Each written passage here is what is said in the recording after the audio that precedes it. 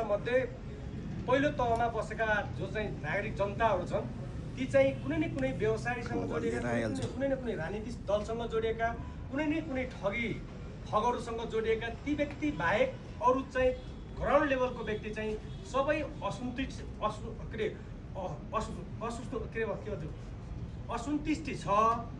Sorry, अब यहाँनिर वैदेशिक रोजगारको विषयमा कुरा गर्ने हो भने 2062 सालदेखिका मुद्दाहरू अहिले पनि फर्चुट भएका छैनन्।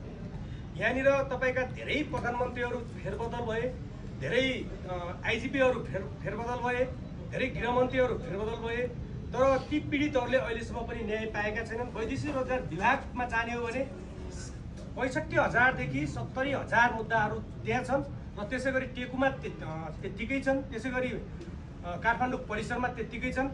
मेरो माग के थियो भने 3 वर्षदेखि म 2-3 पटकको मैले मुद्दा पनि खेपिसकेँ बिना कारण। जो चाहिँ मैले वैदेशिक रोजगारमा पीडित भएका युवाहरू त्यो भित्रको पीडित म पनि हुँ।